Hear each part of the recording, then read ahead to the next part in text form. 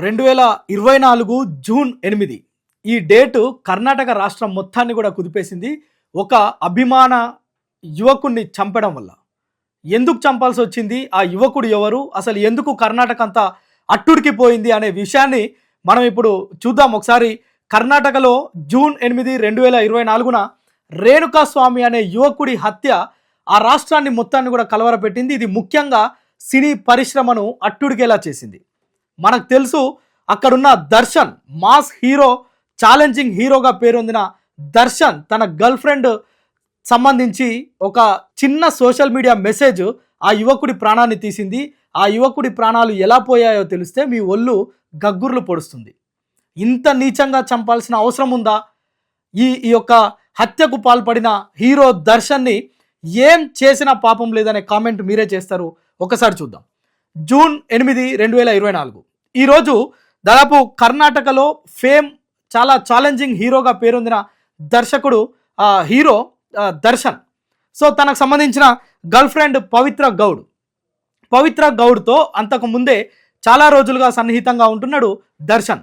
కానీ దర్శన్కు 10 ఏళ్ల క్రితమే విజయలక్ష్మి అనే మహిళతో వివాహమైంది. సో ఈ పవిత్ర గౌడ్తో తను సన్నిహితంగా ఉండి ఒకవేళ విజయలక్ష్మిని వదిలేస్తాడేమో అని చెప్పి తనకు వీరాభిమాని అయిన రేణుకాస్వామి, అక్కడ ఉండే స్థానిక యువకుడు దర్శన్కు చాలా అభిమాని. సో దర్శన్ విజయలక్ష్మి ఇద్దరు విడిపోతారేమోననే భయంతో తను పవిత్ర గౌడ్ సోషల్ మీడియా అకౌంట్ ఇన్స్టాలో తనకు అసభ్యంగా మెసేజ్ చేసిండు.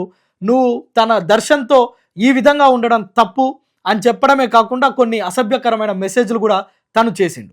సో దీంతో కోపం వచ్చిన పవిత్ర గౌడ వెంటనే దర్శన్కు సమాచారం ఇచ్చింది. ఎవడో నాకు ఇలా అడ్డగోలుగా మెసేజ్లు చేస్తున్నాడు, చాలా అసభ్యంగా మాట్లాడుతున్నాడు, ఇలాంటి కామెంట్స్ చేస్తున్నాడు అని చెప్పడంతో కోపోద్రిక్తుడైన, అంటే తన గర్ల్ ఫ్రెండ్కి అసభ్యంగా మెసేజ్లు చేసిన ఆ యొక్క వ్యక్తి పైన యాక్షన్ తీసుకోవాలనుకున్నాడు దర్శన్.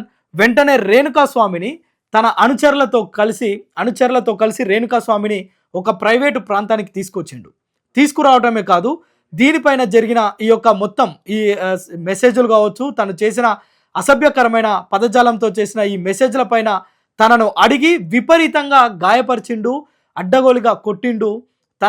తను కొట్టడమే కాకుండా ఎవరి సోషల్ మీడియా అకౌంట్లో అసభ్యంగా మాట్లాడిండో, ఎవరైతే తన గర్ల్ ఫ్రెండ్ పవిత్ర గౌడ్ ఉందో తనను కూడా పిలిపించి రేణుకాస్వామిని చెప్పుతో కొట్టించిండు. అంతటితో ఆగలే. ఆ కోపం కట్టలు తెంచుకుంది. రేణుకాస్వామిని బట్టలుడదీసి కేవలం లో దుస్తులపై ఉంచి టాటా ఏసీ వాహనానికి కట్టేసి నైలాన్ తాడుతోటి విచక్షణారహితంగా కొట్టడమే కాదు, తనను విచక్షణారహితంగా గాయపరిచి రక్తాలు కారేలా కొట్టినా కానీ తన కోపం చల్లారలేదు. అంతటితో ఆగకుండా తను మళ్ళీ లంచ్ చేసిన తర్వాత ఎవరైతే తన సన్నిహితులు, తన అనుచరులు ఉంటారో వాళ్ళతో లంచ్ చేపించి ఆ తర్వాత మళ్ళీ రెండోసారి దాడికి పాల్పడిండు. ఈసారి ఈ కోపం మరింత ఎక్కువైపోయింది. తను ఏదైతే అపస్మారక స్థితికి పడిపోయిండో, రేణుకాస్వామి అపస్మారక స్థితిలో కింద పడిపోగానే తన ఛాతిపై నిలబడి మెడపై బూటి కాళ్ళతో తన్నిండు దర్శన్. ఈ తతంగం మొత్తం కూడా స్థానికంగా తన అనుచరులు మొత్తం కూడా చూస్తూనే ఉన్నారు. తనను ఎంత వారించినా, ఆపే ప్రయత్నం చేసినా తన కోపాన్ని, కట్టలు తెగిన కోపాన్ని ఆగబట్టుకోలేక తనను విచక్షణ రహితంగా దాడి చేసిండు. దీంతో ఈ వ్యక్తి ఎవరైతే రేణుకాస్వామి ఉన్నారో తను అపస్మారక స్థితికి పడిపోయిండు. కొద్దిసేపు అయిన తర్వాత తన దగ్గర ఉండే వ్యక్తులే తనను పరిశీలిస్తే తను మృతి చెందిండు అనే ఒక నిర్ధారణకు వచ్చిన తర్వాత సమీపంలో ఉండే కామాక్షిపురలో ఉండే ఒక డ్రైనేజీలో పడేసిండ్రు శవాన్ని. సో ఇప్పుడు భయం మొదలైంది. ఇప్పటి వరకు తప్పు చేసిన తర్వాత భయం మొదలైంది. ఈ భయంలో ఒక 30 లక్షల రూపాయలు ఇచ్చి ఒక టీంని హైర్ చేసుకున్నారు. ఈ హత్య కేసు మా మీదికి రాకుండా మీరే బరాయించాలి అని చెప్పి వాళ్ళను పురమాయించిరు. ఆ 30 లక్షలు తీసుకొని వాళ్ళు రంగంలోకి దిగారు. సో ఇప్పుడు దర్శన్, అదేవిధంగా ఎవరైతే తన లవర్ పవిత్ర గౌడ ఇద్దరున్నారో వారిద్దరు కూడా సేఫ్ అనుకున్నారు.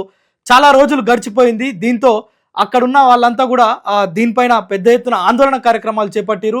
2024 జూన్ 8 ఈ హత్య జరిగిన తర్వాత కర్ణాటక మొత్తం అట్టుడికిపోయింది. దర్శనే ఈ హత్యకు కారణమని చిన్న వార్తలు బయటికి రావడంతో పెద్ద ఎత్తున ఆందోళన కార్యక్రమాలు చెలరేగినాయి.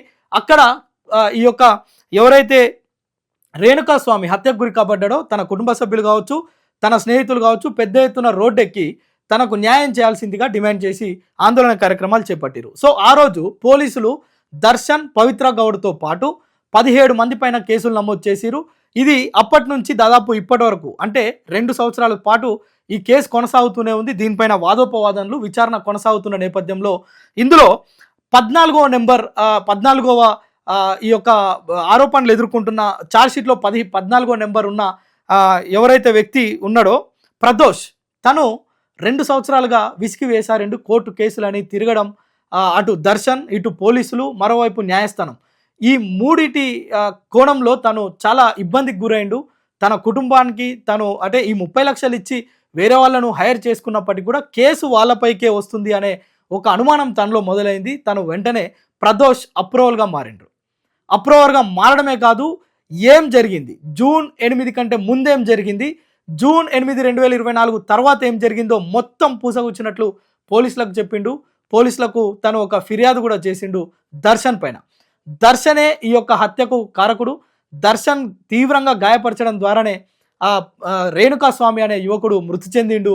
అది కేవలం తన గర్ల్ ఫ్రెండ్ పవిత్ర గౌడకు సంబంధించి మాత్రమే ఈ యొక్క ఇష్యూ జరిగిందని చెప్పి మొత్తం కూలంకషంగా పాయింట్ టు పాయింట్ పోలీసులకు తెలిపిండు. అంటే మనం ఈ కేసులో చూస్తే 2 సంవత్సరాలుగా విసికి వేశారిండు ప్రదోష్తో పాటు 30 లక్షలు తీసుకొని హైయర్కి నియమింపబడ్డ ఈ 17 మంది పోలీసులు పెట్టే ఇబ్బందులు కావచ్చు, ఇటు న్యాయస్థానానికి తిరగాల్సిన పరిస్థితులు కావచ్చు, ఆ కుటుంబాలు ఎదుర్కొంటున్న ఇబ్బందులు కావచ్చు. 17 మంది అంటే 17 కుటుంబాలు ఈ కేసులో సతమతమవుతున్న పరిస్థితి. సో దీనికి సంబంధించి ఈ కుటుంబాలన్నీ కూడా ఇబ్బంది పడుతున్న తరుణంలో కోర్టు ఎదుట వీళ్ళంతా కూడా మేము నిర్దోషులం, మాకు సంబంధం లేదు అని చెప్పినప్పటికీ కూడా పోలీసులు వీళ్ళను వదిలిపెట్టే పరిస్థితి లేదు. దీంతో ప్రదోష్ అప్రూవర్గా మారి ఏం జరిగింది 8, 2024 జూన్ రోజు, ఆ రోజు నుంచి మొత్తం ఎలా చంపారు, ఎలా కొట్టారు, తనను సెకండ్ ఏం జరిగిందో మొత్తం కూడా పోలీసులకు వివరించడంతో కేసు కొత్త మలుపు తీసుకుంది. ఇప్పుడు ప్రస్తుతం ఒక్క సోషల్ మీడియా మెసేజ్ అని ఎందుకన్నామంటే,